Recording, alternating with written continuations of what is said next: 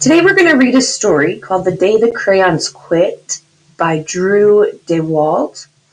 This is definitely an opinion story, and I'm hoping that you can point out the opinion statements and then see how the author supported the opinion with his supporting details. The illustrations, it says pictures by Oliver Jeffries, and the green crayon does not seem too excited. So, The Day the Crayons Quit. One day in class, Duncan went to take out his crayons and found a stack of letters with his name on them.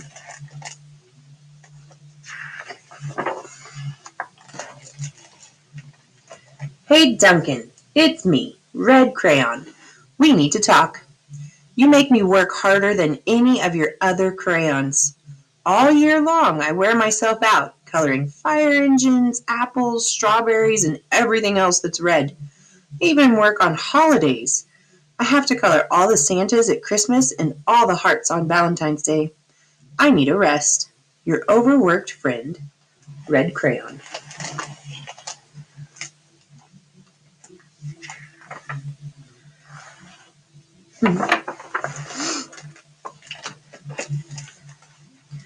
Dear Duncan, all right, listen. I love that I'm your favorite crayon for grapes, dragons, and wizards hats, but it makes me crazy that so much of my gorgeous color goes outside the lines. If you don't start coloring inside the line soon, I'm going to completely lose it. Your very neat friend, Purple Crayon.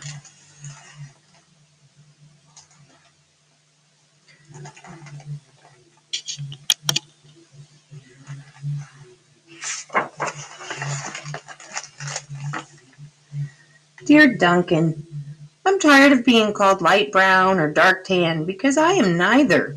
I am beige, and I am proud. I'm also tired of being second place to Mr. Brown Crayon.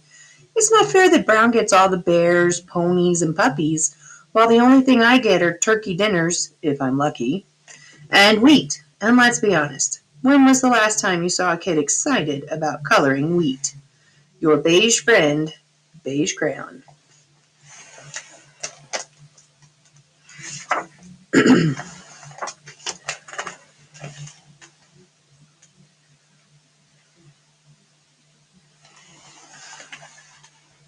Duncan, Gray Crayon here. You're killing me. I know you love elephants, and I know that elephants are gray, but that's a lot of space to color and all by myself. And don't even get me started on your rhinos, hippos, and humpback whales. You know how tired I am after handling one of those things. Such big animals. Baby penguins are gray, you know. So are very tiny rocks, pebbles. How about one of those once in a while to give me a break? Your very tired friend, Gray Crayon. All right, I'm going to stop for a second. Let's talk about opinions. How about this one? You're killing me. I know you love elephants, and I know elephants are gray, but that's a lot of space to color in all by myself. Gray Crayon is expressing his opinion to Duncan, and then he goes back in and he supports it. Elephants are a lot of space to color. Rhinos, hippos, humpback whales, those are all large animals. He's like, hey now, let's color something small. So he gives his reasons. These animals are too big. And then he gives a suggestion on what Duncan could do, which is to do small pebbles or baby penguins. So he stated his opinion, and then he supported it. Let's keep going.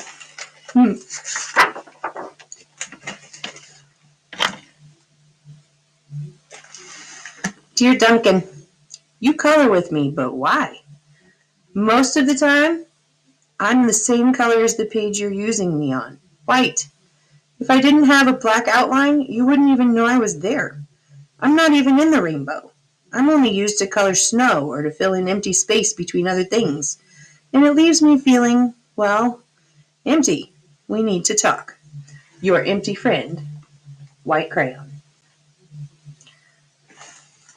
White Cat in the Snow by Duncan.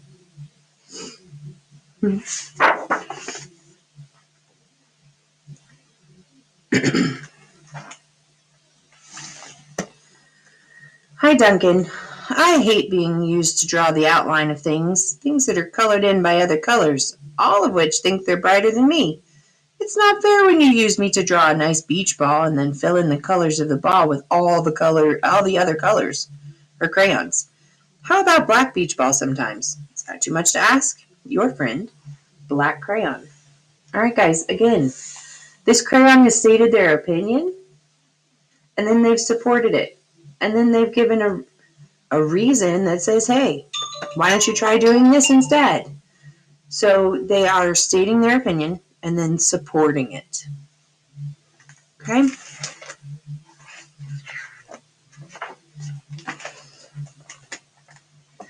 Ooh. Dear Duncan, as Green Crayon, I am writing for two reasons. One is to say I like my workloads of crocodiles, trees, dinosaurs, and frogs. I have no problems and wish to congratulate you on a very successful coloring things green career so far. The second reason I write is for my friends Yellow Crayon and Orange Crayon, who are no longer speaking to each other. Both crayons feel they should be the color of the sun. Please settle this soon, because they're driving the rest of us crazy. Your happy friend, Green Crayon. Again, Green Crayon stated his opinion. He likes drawing crocodiles and everything. And then he goes on to ask Duncan for a little bit of assistance with Yellow and Orange Crayon.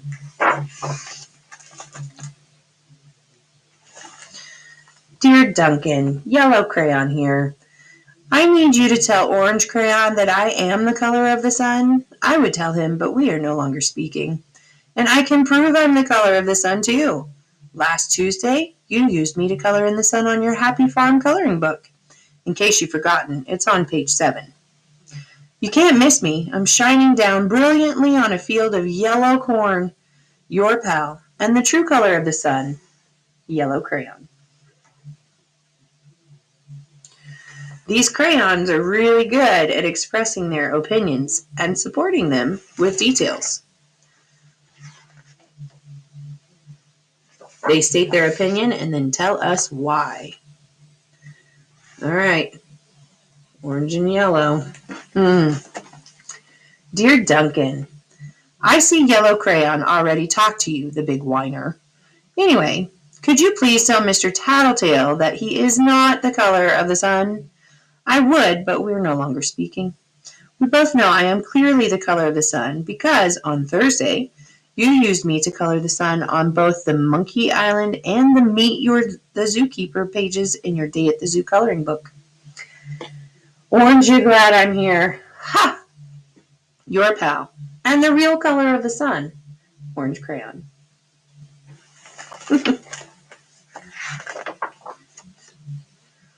Ooh. Oh no, what happened?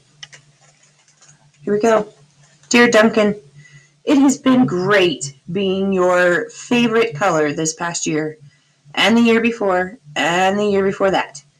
I have really enjoyed all those oceans, lakes, rivers, raindrops, rain clouds, and clear skies. But the bad news is that I am so short and stubby, I can't even see over the railing in the crayon box anymore. I need a break. Your very stubby friend, Blue Crayon. Blue Crayon stated his opinion. He loves being used. However, he needs a break, and then he tells us why. It's because he is so short and stubby.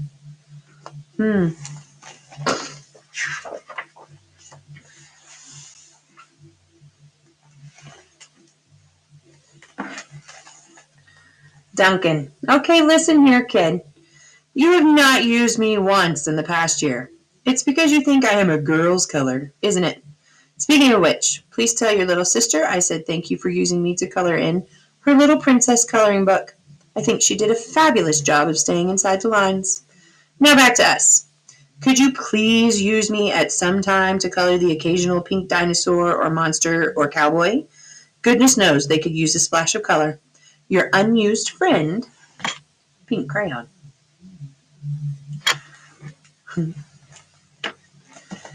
Each one of these crayons is stating their opinion and then supporting it by telling us why they feel the way that they do. Hey Duncan, it's me, Peach Crayon.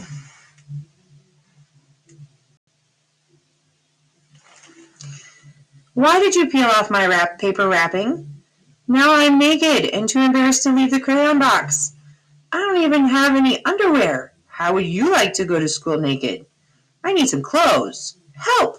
Your friend, or your naked friend, Peach Crayon. Yikes!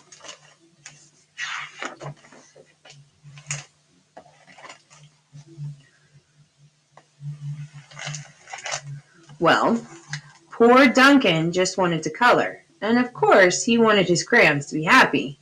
And that gave him an idea.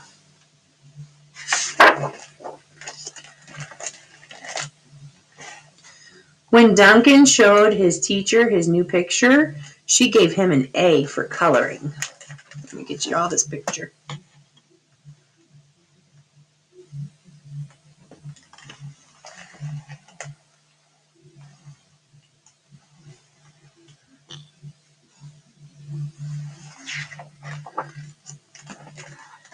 And an A plus for creativity. Okay, throughout this whole book, the crayons are writing opinion letters to Duncan. And then they state their opinion, and then they support that opinion with reasons. They answer the question, why do you feel that way? So when you're working on your reasons for your opinion statements, think of the question why and ask, why do I feel that way?